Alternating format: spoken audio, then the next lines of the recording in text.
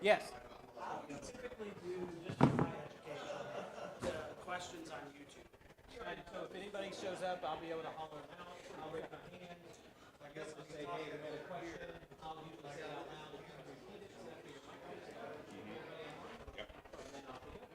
So we're live now. That's typically what they do. Usually there's a table here, but if you stand close to the front there. What can you do that by yourself? She's like, it's been a long week at school. It's like the last 2 weeks. I need some alone time anyway, right?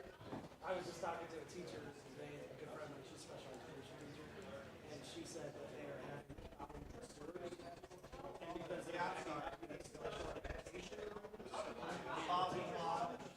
it's the end of the school year, so they decided to do that.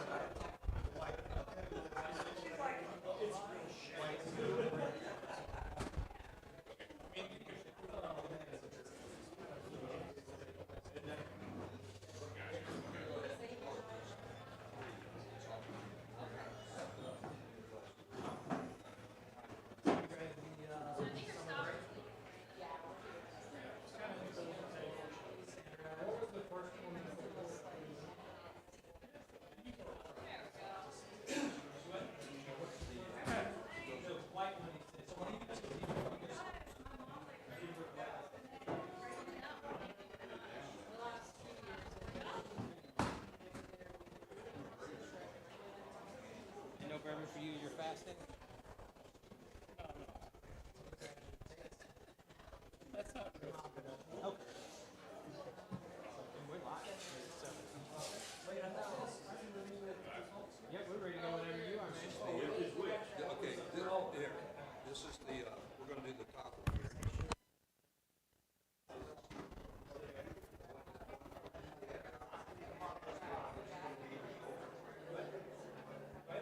Good evening, Big Bourbon Club. Thanks for joining us this evening. We've got McBrayer with us this evening. We'll get Bill out here, and he'll take us through his bourbon.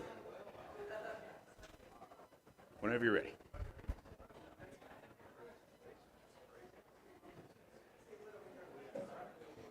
Yep. Bill, thanks for being out. Thank you.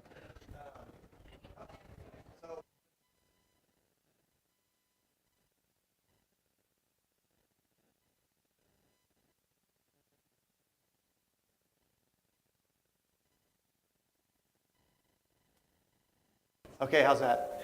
All right. Okay. So, got Dad here tonight. I'll do most of the speaking. However, it was about 14 years ago when I learned the story about the McBrayers and our history here in Kentucky and the bourbon world. And I called him. I said, after I figured out we were going to do this, I said, hey, Dad, we're going to get in the bourbon business. Would you hurry up and retire? And we're going to figure this out. And he looked at me and he said, Bill, I remember when you were going through school, you weren't very good in science. And I wasn't very good either. And, you know, we're consumers. We're not producers. How are we going to do this? I said, I don't know how we're going to do it, but we're going to figure it out. So he and I have been hanging out now for 14 years, learning about how to be in the bourbon business. And we're going to take you through tonight our little journey. And we're going to taste our different bourbons that we've brought back to life from our family. And I'm going to spend about an hour with you. And we'll go through 5 pours tonight. And please ask me any questions as they come up. And we'll get things started. Great. All right. So I'm William Garland McBrayer IV. I'm a 9th generation here of a McBrayer in this country. The McBrayers are from Dumfries, Scotland. Went through Northern Ireland, Pennsylvania in the 1760s. Fought in the Revolutionary War. Came over and fought in the Revolutionary War. One of the brothers' oldest sons, his name was William. He was a surveyor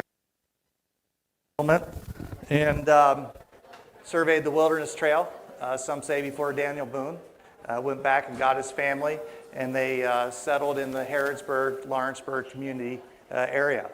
And so I learned this story when my daughter was looking to go to college. She was looking at playing maybe a small college volleyball, and somebody told us to check out Center College over in Danville, Kentucky.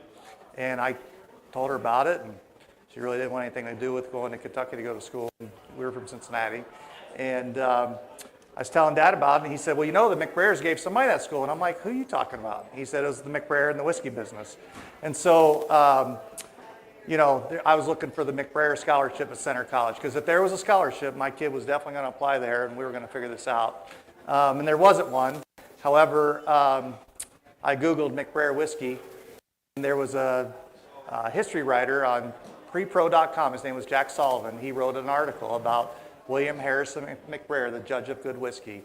And I read this story and got obsessed with our family history, not knowing about our history, and started to go down this path. And this is my hobby. And you're going to hear about how far I'm into my hobby, and we're going to go through that a little bit tonight. So our family, we've been in the bourbon business for over 175 years in the making. We were part of bourbon for over 140 years, and we'll go through some of that tonight.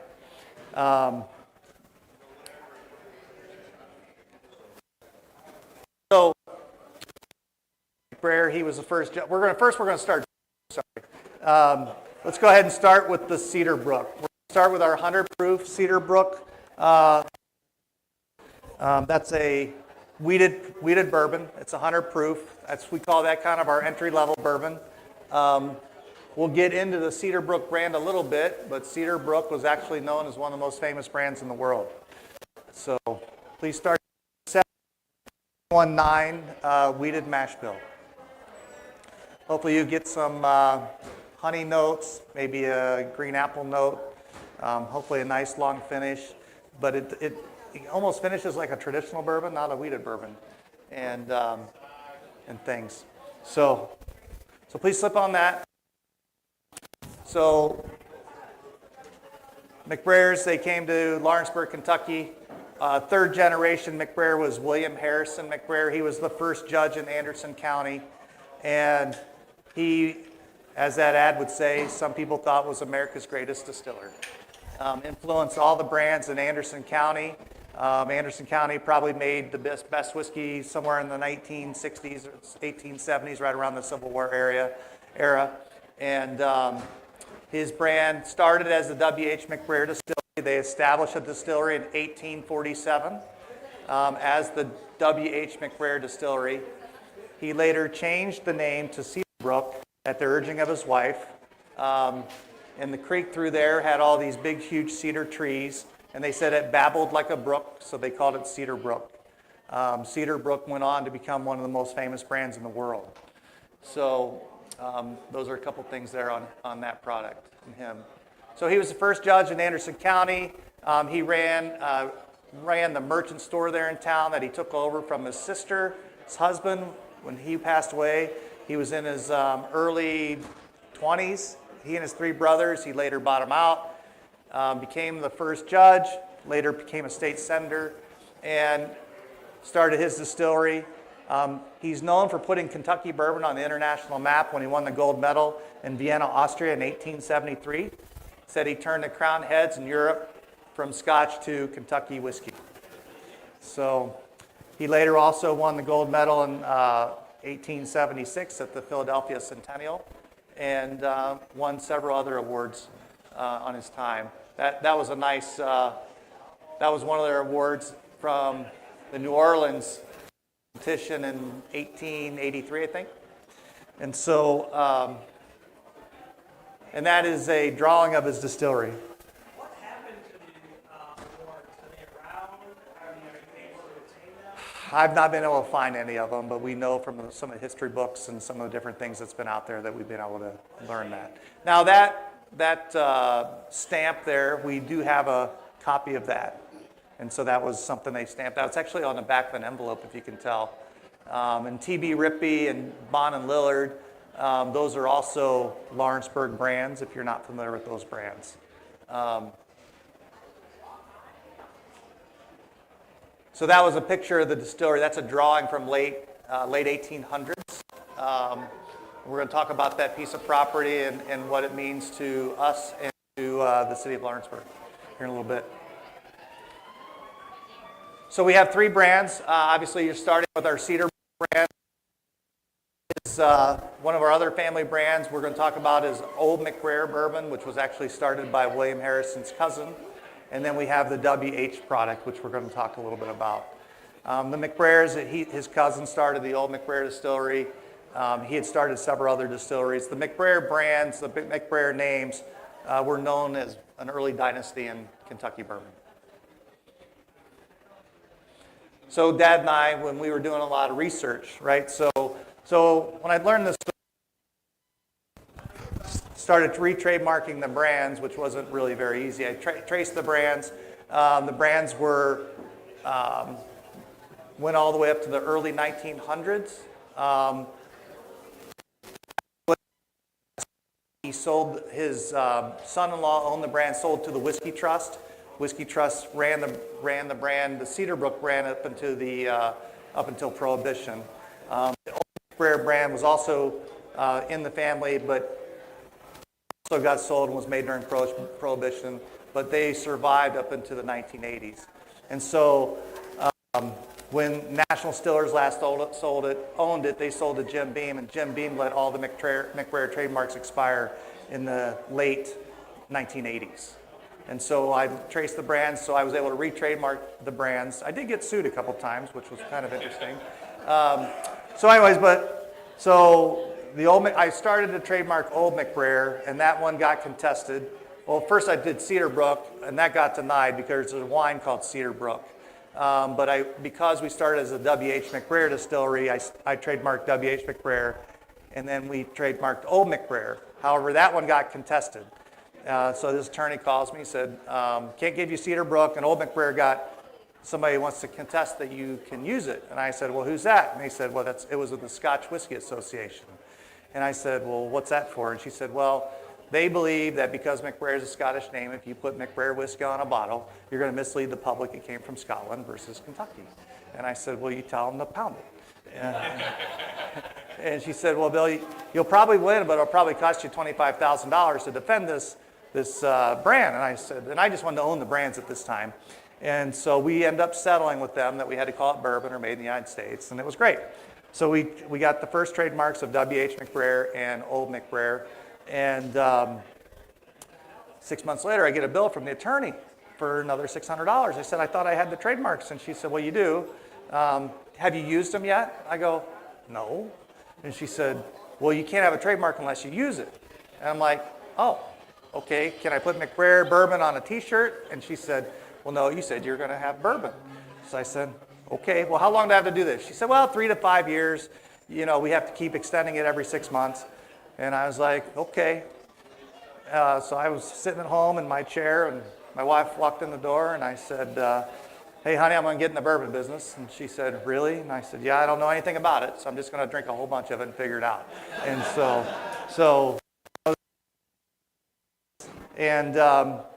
you know, I don't know, it'd be a Monday night, and you get done with dinner, and I'd go for a drink, because there's a lot of reasons to have a drink, you know, when you have teenage kids.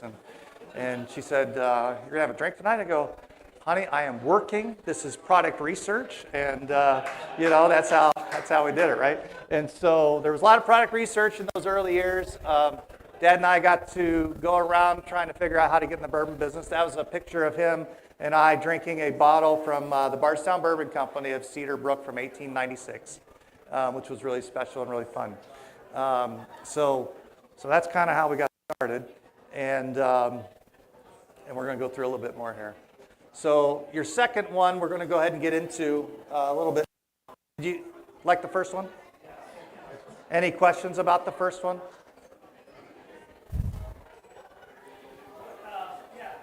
What made you go into a weeded? So the question is, why did we go to a weeded on the Cedarbrook? So as I'd mentioned, I got W.H. McBrayer, and we started with that product, and then we got the Old McBrayer trademark. We did that one. I was able to actually re-trademark Cedarbrook as W.H. McBrayer Cedarbrook Bourbon excluding wine. It was several $1,000s with your attorney and the attorney. We got that one covered. And because we had what we call our legacy mash bill for the WH product, we had a traditional mash bill for our Old McBrayer product. To differentiate the brands, we went with a weeded product. I figured it was good enough for old Fitzgerald and And, Pappy, I figured it was for most famous brands in the history of bourbon. So that's why we went with Cedarbrook, or with Wheater product. So as I mentioned, WH's cousin, Old McBrayer Distillery, he had started several distilleries, one in around Lawrenceburg in around 1870, New Market, Kentucky. So he owned the brand for a couple years. WH McBrayer.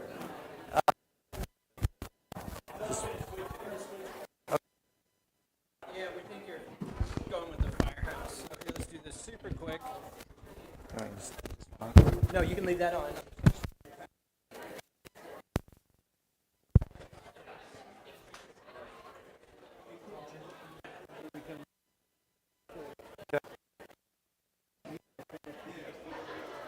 John, All right, it's good how's to that? see you in the chat. You got to turn it on. Dave, Zach, if you got any questions, send them in the chat. We'll get them read. How about now? You guys can hear me? So anyway, John McBrayer, he started the distillery. After a few years, he actually sold it to William Harrison McBrayer, who eventually sold it to his distributor, W.W. Johnson Company, who had sold it back and forth. They were out of Cincinnati. Eventually, E.H. Taylor's a big part of our story.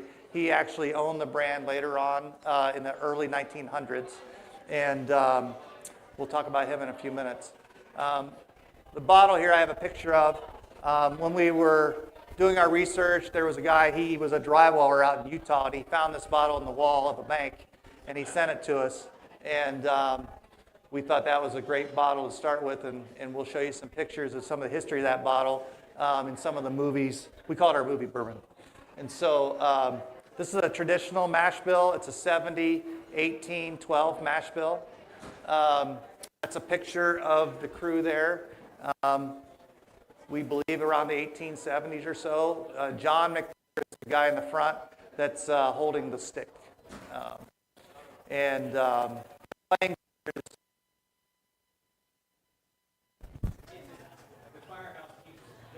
That's what they did in front. So we're going to hit this couple times. Okay. E.H. Taylor owned it, that playing card there. Thought this was kind of fun. We actually used AI to take that picture and make it in color.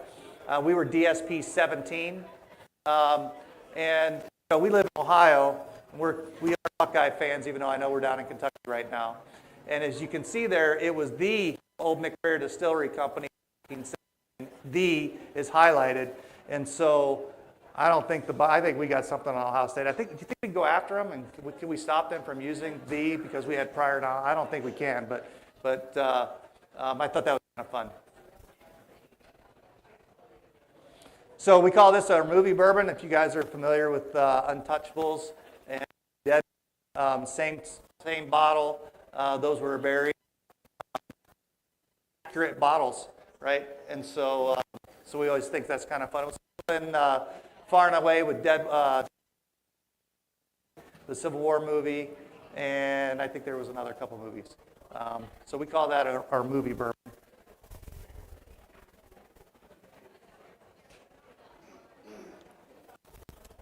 A couple other ads we found. So that's a picture from the Chicago History Museum there on the right.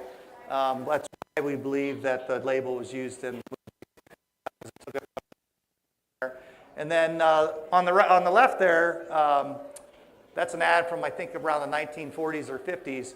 They said Old McBrayer was a favorite of Old Kentucky. We were able to re-trademark that, and we added that to our bottle.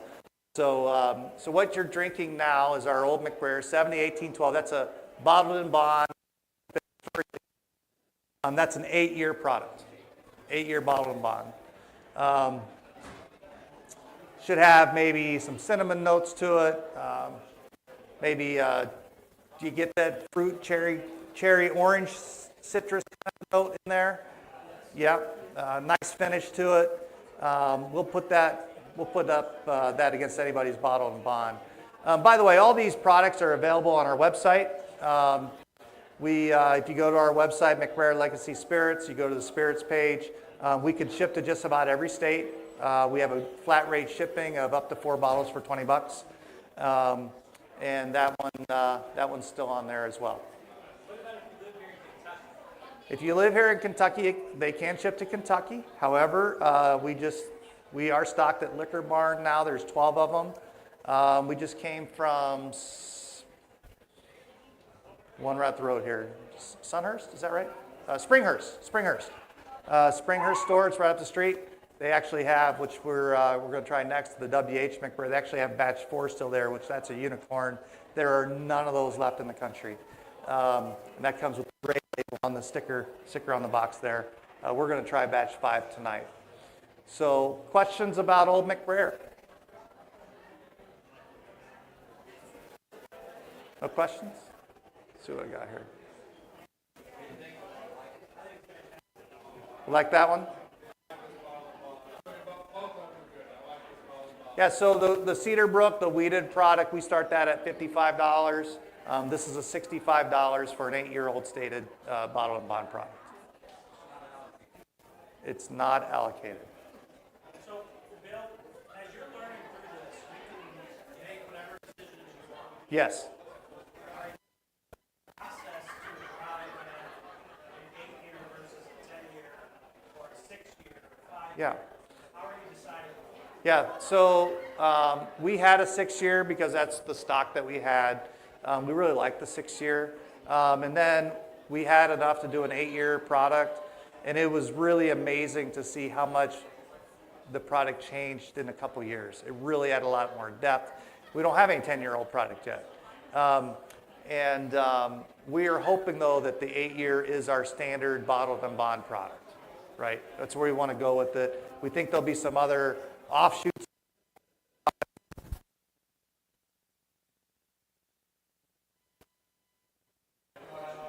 Couple questions. So, one, your jar, your cooperage, and where are you aging?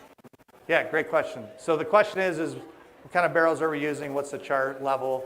And where are we aging these things? Products, we have our which we started with in 2016, which is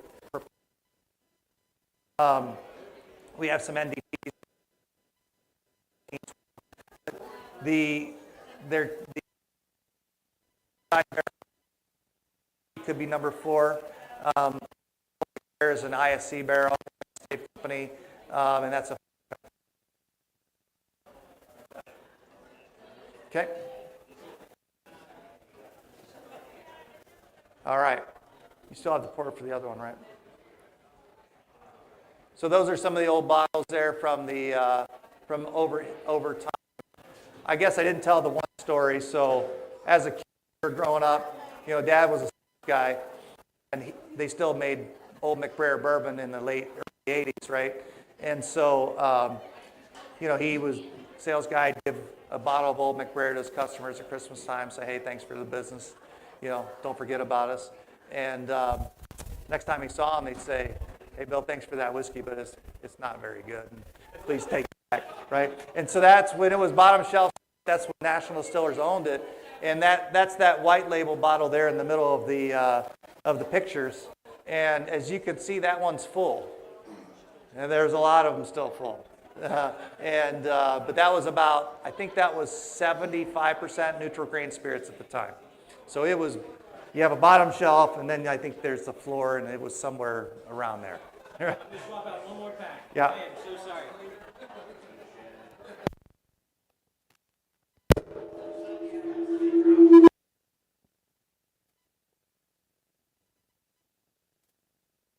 Sorry. All right, how about now?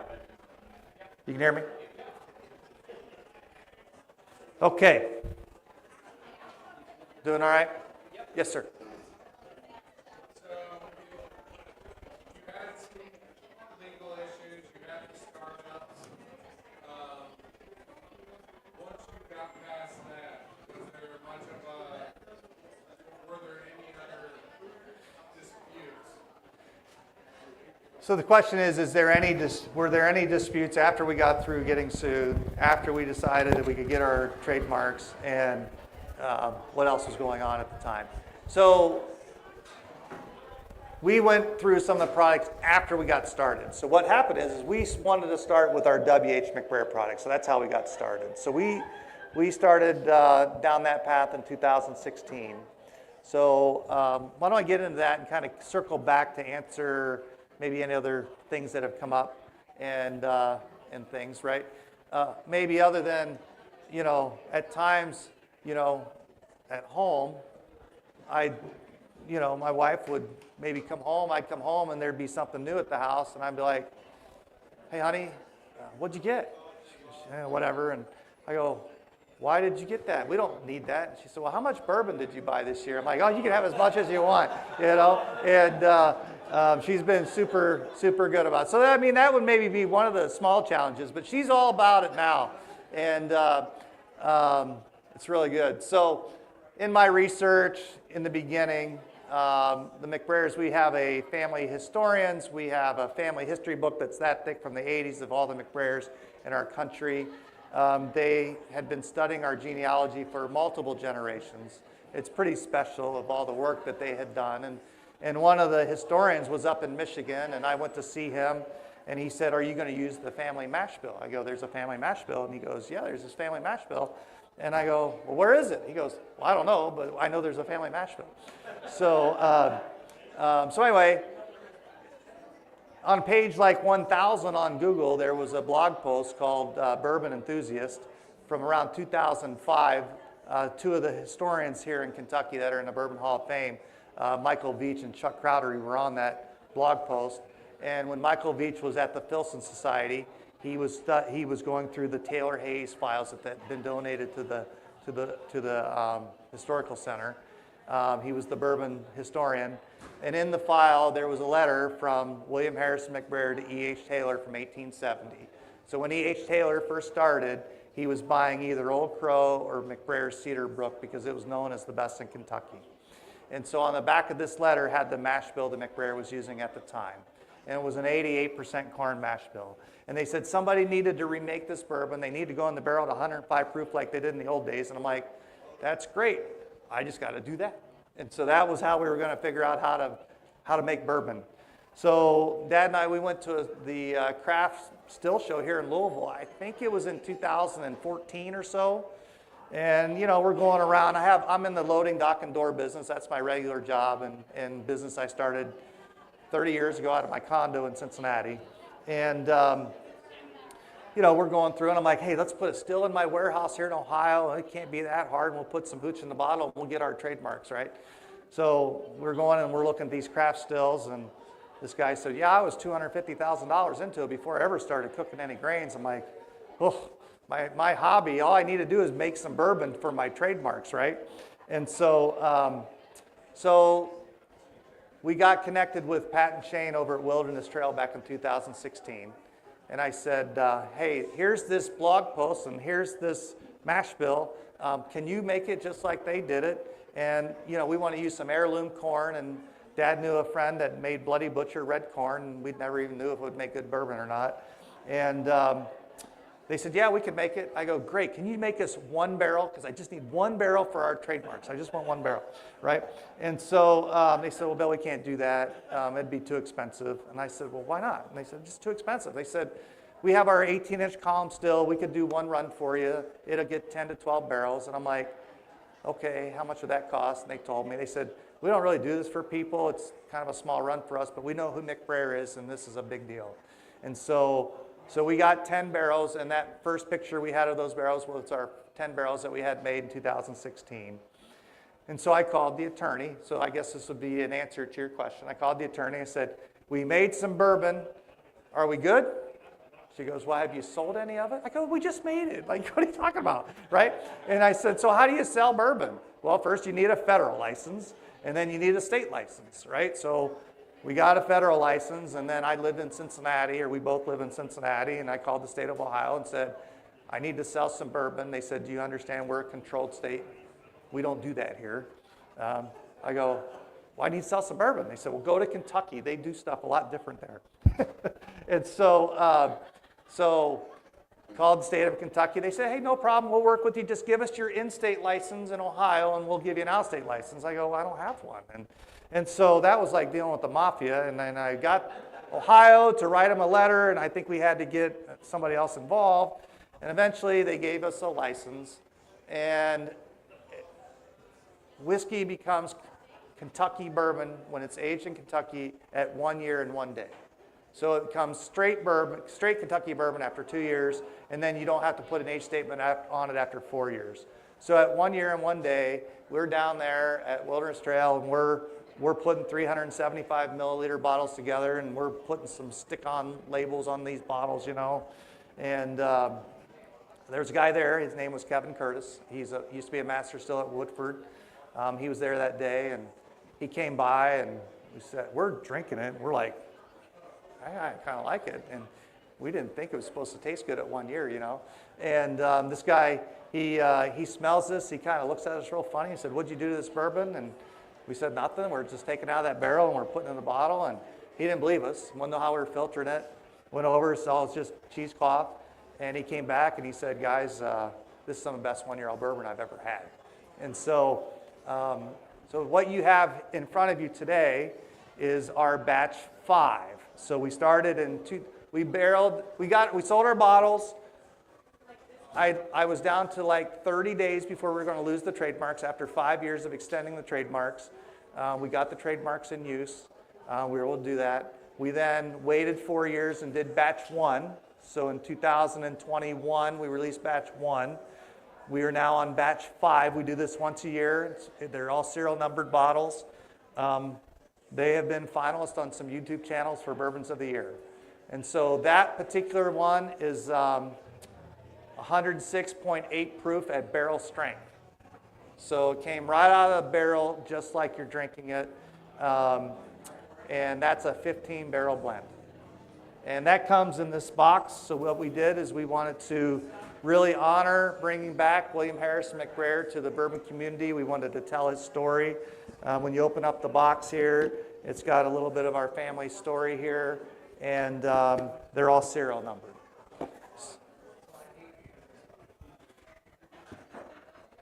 And this is what the bottle looks like. So as you can see on the pictures, we were trying to mimic some of the old W.H. McBrayer bottles as they were when he first started.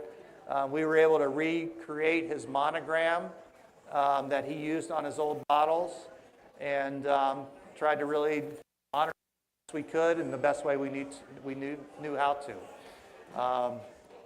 Over in Lawrenceburg, they actually have the McBrayer Cemetery, and he has that monogram on his monument there. It's pretty fun. How do you guys like that one? Yeah. Yeah. So that one we've got a handful of bottles of batch 5 left.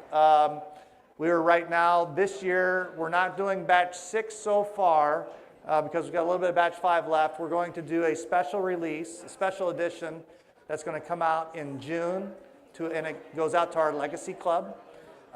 It's going to come in a red, white, and blue box. It'll have a red, white, and blue label. There will be 1,776 of them to celebrate our 250th anniversary in this country. That was my wife's creation. We're really doing a Scottish roots to American spirits, what we call that release, really celebrating the entrepreneurial journey and all the grit and all the things that have happened in our country and the McBrayers and getting things started in this industry. Yeah. So, Bill, what's the biggest surprise that you've had starting your own bourbon? Well, so when we first started, we started with 10 barrels. Then that year we were making our barrels. The question is, what are some of the other surprises and things? So the second year we got 12 barrels. And when we were told how good it was, I said, man, we're going to really do this. We made 24 barrels the next year. And then we had 34 barrels the next year. Because, you had to have a little more in case we really started doing well or something. And so then we sold our batch 1. It was a little over 1,000 bottles. We did 5 barrels. And we sold them out in 3 days to our Legacy Club on our website. And Yes. People want to know how did they join the Legacy Club? Okay, let me get to that in just a second. Okay. So then I thought it was really cool. So I said, you know what, Dad, I think this would be a really good retirement gig for me. Let's start making some more barrels. So I started laying down 300 barrels a year, right? So, so this is my hobby. And so now I have 2,800, we have 2,800 barrels in our hobby with our 3 different mash bills and things. So I'm really surprised of really where we're taking it, where it's going. And obviously we've been doing this in some crazy times in the bourbon world, right? We kind of got caught up in the wash where we couldn't get anybody to help make it for us unless we were making thousands and thousands of barrels. And now people are trying to give barrels away, but we want to stay consistent with the barrels that we have. You know, we're not going out there trying to buy, you know, some buff turkey and charging $300 a bottle and things. We're really trying to stay focused on who we are, what we're about, honor our history, honor our community of Lawrenceburg there, and things. So the surprise is kind of where we're going and where it's gone and how this little industry became so obsessive to me, right? So our Legacy Club you can join it right on our website. It's free. We give you an email about once a month or so. We keep you updated. When we do a release, the Legacy Club they get a link to order before it ever goes to public. So we believe, and then we have it set through our shipper in Washington, D.C. It's Bourbon Direct with our flat rate shipping. Yeah, so it's McBrayerLegacySpirits.com is the website. And if you go to the Legacy Club page, you can sign up there, right? Okay, so we're going to start. The red label is the next one, Brooke, that we're going to do. You want to do the red label next? Do you have the red label one yet? She's doing the... Okay, you got the red label. Okay, so I guess I didn't go through. So here's some of our pictures of our W.H. McBrayer product when we were making it. That's that Bloody Butcher corn. That's barrel 1 in 2016 when we put that one together. That one, my brothers and my family, we all signed that barrel. That's Senior's barrel. That's his barrel. So he gets to do with that barrel what he wants to. And we're having some debates right now. My daughter's getting married a month from today, and we might pull some of those for at the wedding. We're not quite sure yet. We're kind of running out of time. And that was when we did our first bottling. So that was a pretty special day. So that was in, like I said, 2021. So, I mean, that was 9 years after me learning the story of who William Harrison McBrayer was. So, probably been, to answer another question, that's been pretty fun, right? So, when we started down this path, right, this was just some crazy story in my household. And I'm going around telling all, we're going to volleyball tournaments and afterwards we'd all hang out at a bar or something, and I'd be telling bourbon stories, and they're really cool, right? They're great stories, and I believe they're really cool. But my family had heard the same story several times, right? And when you have a teenage daughter, it's not too hard to embarrass her too much, right? And so, when we'd go out, eventually it became, hey, Dad and husband, when we go out tonight, can you not talk about bourbon? Like, we're tired of hearing your stories, right? And that's what I said, right? And so probably the coolest thing that has happened is now my daughter's 29, my son is 26 almost, and what started as some crazy idea on your couch, right, is now a real thing. So they've got to see this thing go full circle, that if you just keep plugging away a little bit every year at something, eventually you can maybe do something about it. And that's probably one of the cooler things, right, about it. Any interest in the next generation and rare spirits? Yeah, I mean, I get asked that question a lot. My son is William Garland V, right? He's a 10th generation. And my daughter, she's really smart, and she's doing a really good job in her career. This is my burden right now, right? Family businesses are not the easiest thing in the world to have. But I hope that I get to see this through for a little bit longer, and if it's something then someday and they want to take it over, that'd be great. But right now it's my problem. Right now it's my problem. our problem. When it's a problem, it's part of your problem. All right, so we're going to now switch to a single barrel of Cedar Brook. That's our red label. So Cedar Brook, as I'd mentioned, it was one of the most famous brands in the world. What we did here, these are some of the old bottles we were able to source. And as you can see on the left, it has W.H. McBrayer's name on the bottle.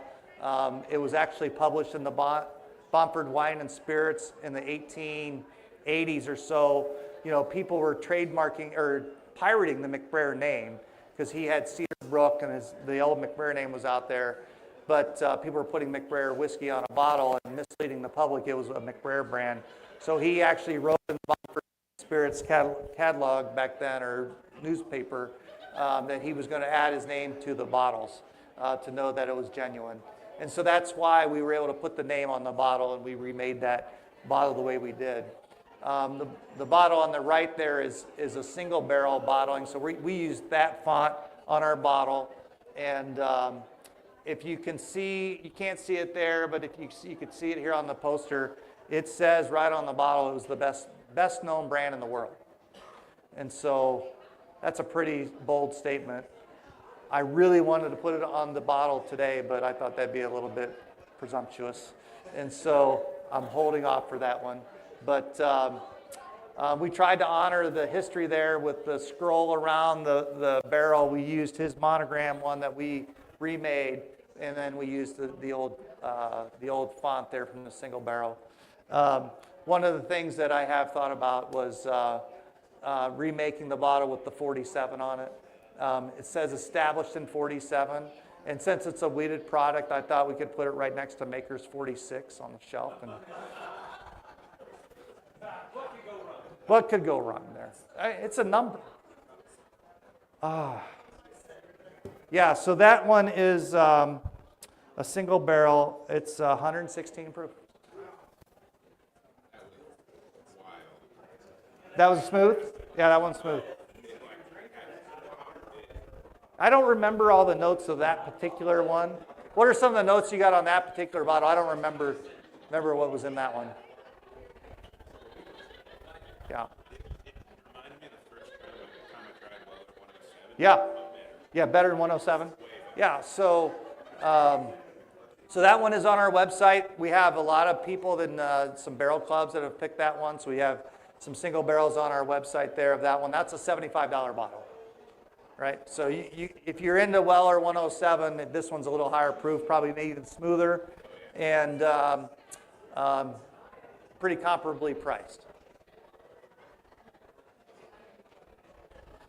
Question for you? Yeah. All right, so been around a long time, a lot of things.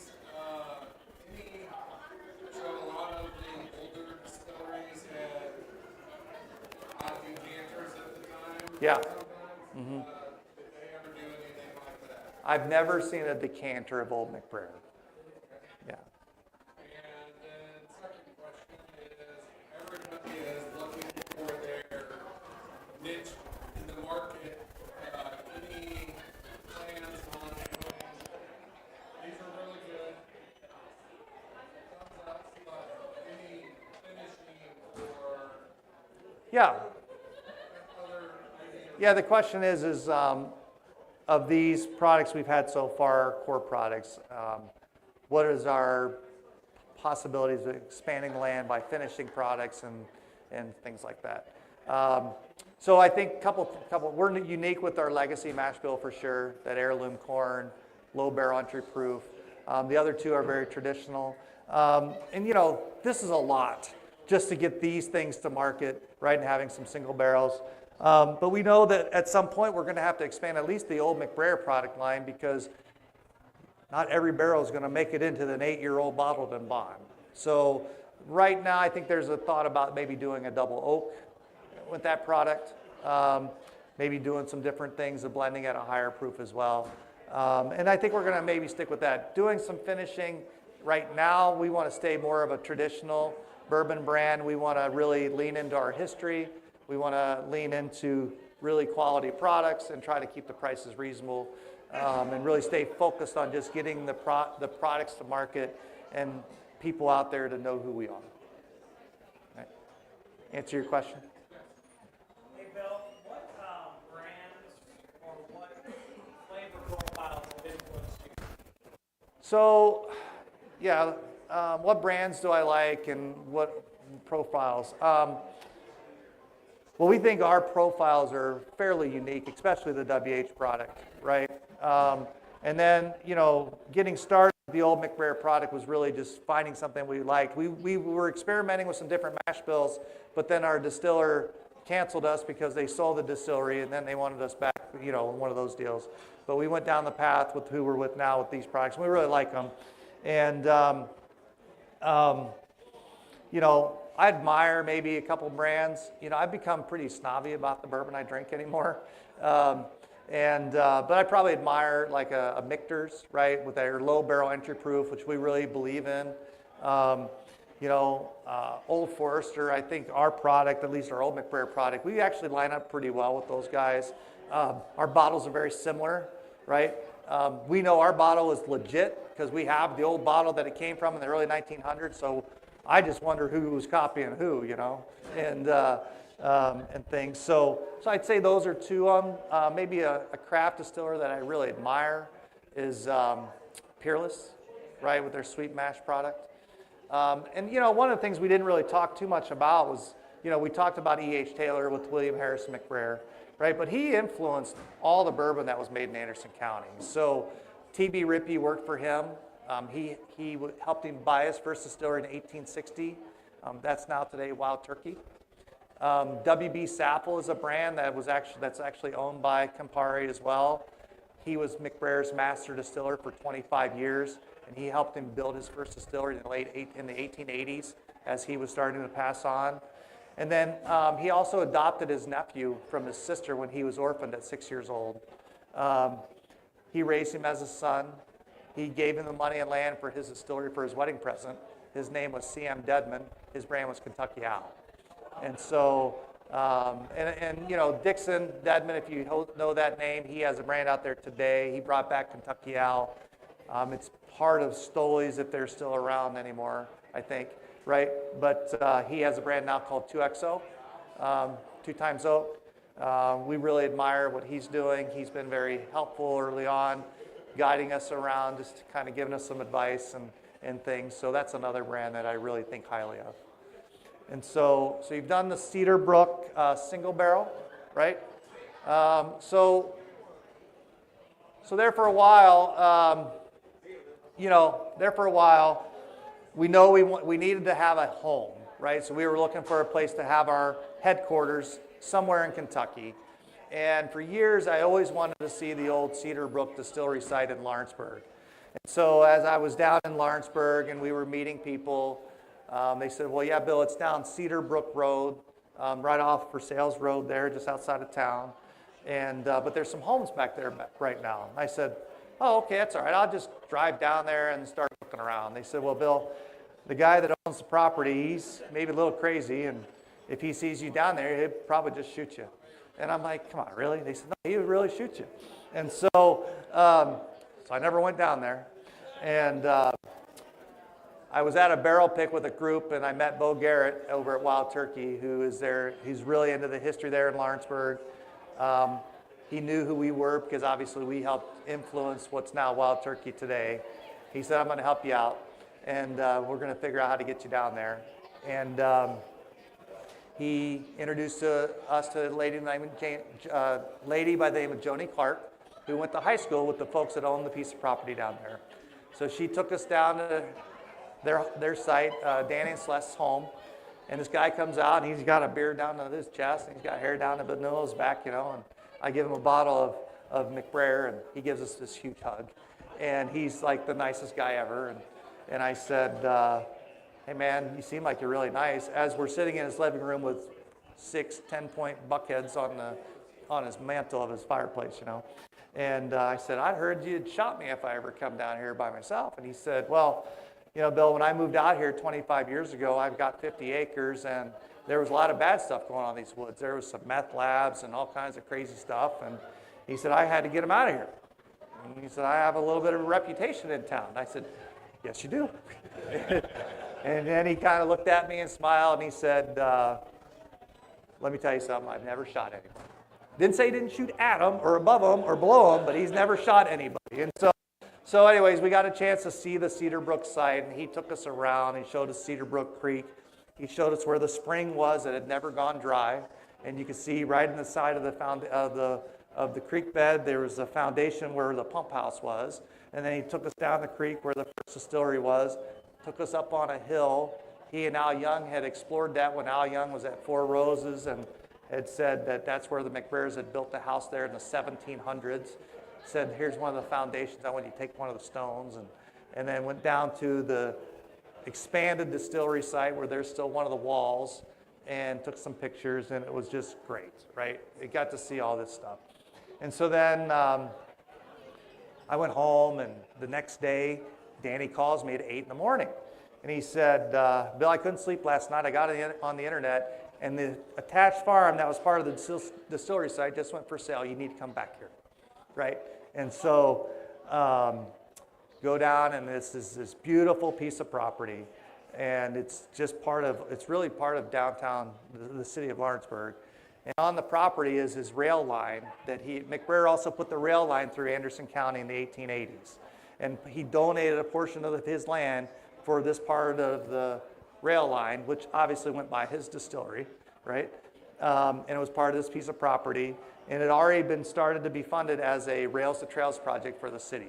So it starts at this piece of property, goes a mile to the Cedar Brook Bridge, looking over Cedar Brook Creek down where the distillery was, and you cross over this bridge, and you'll end at Wild Turkey site. And so I'm looking at this piece of property, and I called my wife, and I said, this is it. And she said, wow, it sounds really nice. You better buy it. I go, it's 130 acres. And she said, well, you better figure it out. And so my hobby now is 2,800 barrels of bourbon and 130 acres in Lawrenceburg, Kentucky. And so here's a picture of the bridge, the Cedar Brook Bridge. It's 800 feet long and 130 feet high, I think, or so. It's pretty tall. It's obviously, you can't walk on it now, but the city is working on that. They opened up the first phase of that that goes over to the bridge. And that's the picture of the old distillery. So if you can see in the background here on the left, you can see the rail line and the bridge. And our property is to the left of that. To the left of that. And so that's a piece of that's the property there. And then we've kind of acquired a couple other pieces of property to be able to bring a road in from Versailles Road into the property. And so that's been pretty fun. So please drink the Old McBrayer while we're talking here. That's a single barrel of the Old McBrayer. So the question is what's the plan for the property? So the property, we actually have a master site plan that we've put together. We have a road that comes in on the back side of the property there. We are actually getting approved right now to put our first pole barn on the property. There's an existing pole barn that we're going to renovate to put in a bottling line and a small still. And then hopefully after we get these kind of things done, and we're a distiller, quote unquote, with our small 50-gallon still, we want to put a rick house in there and at least be able to come out and have a experience, go to the rick house, try some bottles, maybe see the property, get a chance to walk on the trail. That'd be phase 1 or 2 or 3 or something like that, right? And then let's see where it goes. But the property's there, and we'll see what happens with it. But it's a beautiful piece of property. Like I said, you can walk to downtown Lawrenceburg from there. And as you can see there, there's Cedar Brook Road, and some of that picture there is where the rail line is, and you'll walk past. Those are Wild Turkey's rick houses. Yeah. So on the bottom there, you can kind of see the rail line a little bit, and that's where it will go eventually over the Cedar Brook Road and the creek down there. Brick house as you go in Yeah, well, those are great questions. The question is traditional rick house, Busick rick house, and I got the money side, right? We hope so, right? We are a traditional brand. We are a traditional, historical Kentucky bourbon, right? And for me, the goal would be to be as traditional as possible. But is there any proof, Is a traditional rick house better than a palletized rick house? Or guys, Four Roses has their, I kind of call them turkey barn. yeah. Is there proof? I don't know. They all have pretty good whiskey, right? But our goal is to be as traditional as possible, right? We feel like we have 4 values to our brands right now, right? Is family, legacy, excellence, and community, right? And we really want to be part of the Lawrenceburg community. We want to make excellent products. We want to really honor the legacy of William Harrison McBrayer. We're doing this for fun, but obviously to not hopefully lose money, right? If making money would be great, but if we just don't lose money, I think that'd be great too, for now, right? And we're really trying to make sure we live by those values. We really want to get involved in the community of Lawrenceburg. In July, they're getting ready to actually release a documentary on the history of Lawrenceburg, bourbon in Lawrenceburg. Bo Cumberland put that together. It's called The Spirit of Lawrenceburg, I believe. And he's got a YouTube channel. He did one on Frankfort, Kentucky. And there is so much history in Lawrenceburg around bourbon. At one time, there was, I think, 12 distilleries there. They were all influenced because of by McBrayers. And, our goal is to give back to that community. And really, there's now going to be 5 of us there, right? You have, obviously, Four Roses and Wild Turkey. You have Larrikin there. You'll have us there. And you have Old Commonwealth there, right? You have 5 places in this little 12,000 person community, right? That, at one time was actually asked to be the capital of bourbon, but the city turned it down in the 60s before Bardstown got it. And so, I definitely would say they were the pre-prohibition capital of bourbon, if anything. And so I think there's a lot of work there, a lot of things to build upon, and we want to help be part of that the best we can and really do what we can to honor, our family's legacy. Because I think so many people get into this business with the wrong reasons. You can probably think of some legacy brands that people have brought out today that are not doing so well, right? Because they were doing it for maybe the wrong reasons, to flip it to do whatever and whatever. This is something that I hope I get to do the rest of my life, and I hope my family wants to continue it someday. And it takes a lot of time to build a brand, right? You don't do it overnight.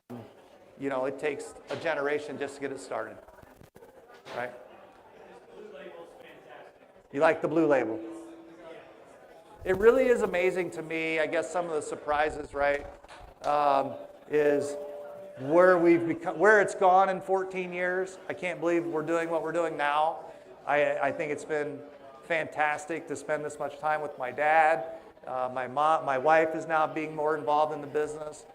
My kids are getting old enough to want to start being around the business. It's kind of crazy. It's starting to take on a life of its own, and that's pretty fun. And we're going to just see where it goes, right? We hope you'll support us. We hope you'll tell our story. I hope you'll enjoy the brands with the history that comes with it, and hopefully you'll tell your friends about it and pass the word along, because this is how we're going to grow. Any other questions? Thank you. Thank you so much. The blue one was 118 proof, 118.2. I am amazed at how different a single barrel can be from. I like the blends and the 100 proofers, but you get some of the unique barrels that are fun and unique and tasty. They're really amazing. What were your guys' favorites? The blue? Oh, you like them all, and I've never liked them all.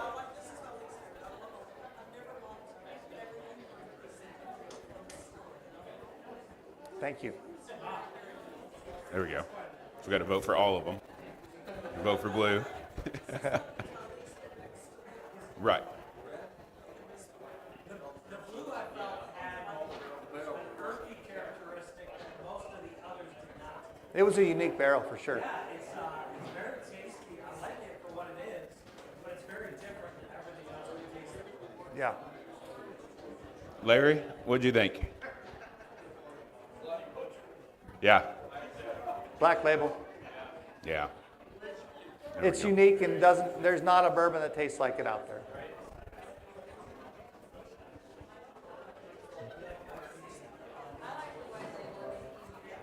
Yeah, you nice go, and White easy Label. drinkers. Cool. Okay. All right. Well, I appreciate it. Lucas, thank you so much. Thank Thanks you. for your time. Again, Appreciate happy it. birthday. Oh, thank you. Thank you so much.